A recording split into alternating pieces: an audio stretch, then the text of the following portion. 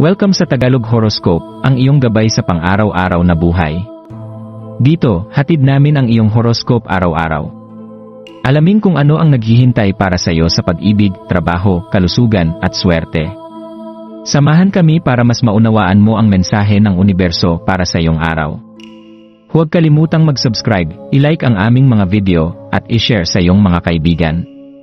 Simulan natin ang araw ng may inspirasyon mula sa mga bituin.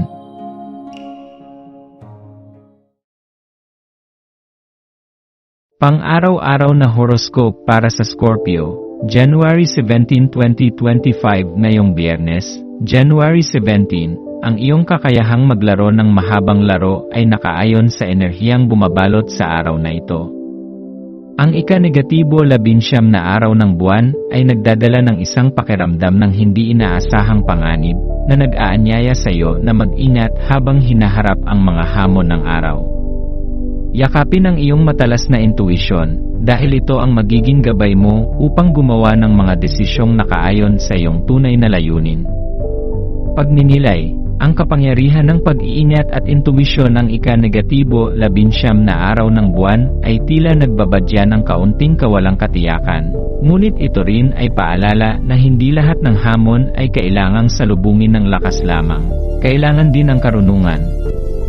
Bilang Scorpio, taglay mo ang kakayahang basahin ang mas malalim na kahulugan ng mga sitwasyon.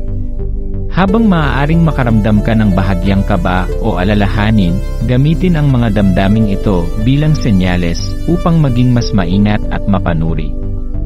Pagnilayan mo ang mga desisyon na ginawa mo nitong mga nakaraang araw. Nakaayon ba ito sa iyong mas malaking layunin? Ang mga sandaling ito ng pagninilay ay magbibigay liwanag sa kung paano mo maipagpapatuloy ang iyong mga hakbang ng mas may layunin at kumpiyansa. Gabay, paggamit ng enerhiya ng buwan sa Virgo. Ang buwan sa Virgo ay nagdadala ng enerhiya ng pagiging masinop at maingat. Hinahamon ka nitong bigyang pansin ang mga detalye ng iyong araw. Maaaring may mga pagkakataon kang makita ang mga nakatagong oportunidad sa iyong mga karaniwang gawain o mga bagong koneksyon na maaaring makatulong sa iyong mga layunin. Huwag matakot sa mabagal at maingat na proseso. Tandaan na ang tagumpay ay hindi nakukuha ng biglaan, ito'y resulta ng tuloy-tuloy at disiplinadong pagsusumikap. Gumawa ng listahan ng mga prioridad mo ngayong araw at maglaan ng oras para suriin ang bawat hakbang. Ang simpleng gawain ito ay magdadala sa iyo ng kaliwanagan at kumpiyansa.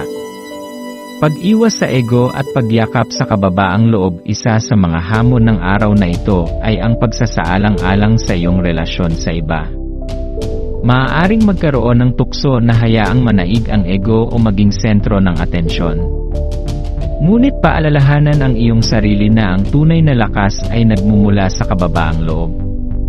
Ang balansing kombinasyon ng ambisyon at pagmamalasakit sa iba ay magbibigay daan sa mas malalim at makabuluhang koneksyon. Maglaan ng oras upang makinig at magbigay pansin sa mga pangangailangan ng mga taong nasa paligid mo. Sa paggawa nito, hindi lamang ikaw nakakatulong kundi pinalalakas mo rin ang ugnayan mo sa kanila, na siyang mahalaga sa tagumpay ng iyong mga layunin.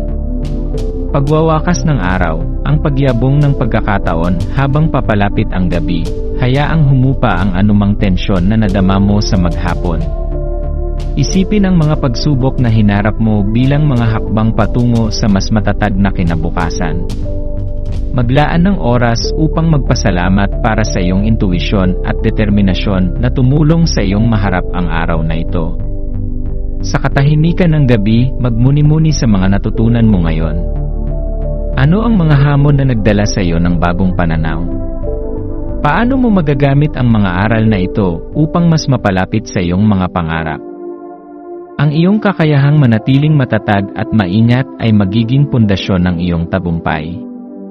Tandaan, Scorpio, na ang bawat hakbang, kahit gaano man kaliit, ay mahalaga sa pagbuo ng mas maliwanag na hinaharap. Yakapin ang araw na ito bilang bahagi ng iyong patuloy na paglalakbay tungo sa tagumpay at kaligayahan. Maraming salamat sa panonood ng iyong horoscope ngayon araw. Naway gabayan ka ng mga bituin sa iyong landas. Huwag kalimutang mag-like, share, at subscribe para sa iba pang cosmic na kaalaman. Hanggang sa muli, manatiling konektado sa universo.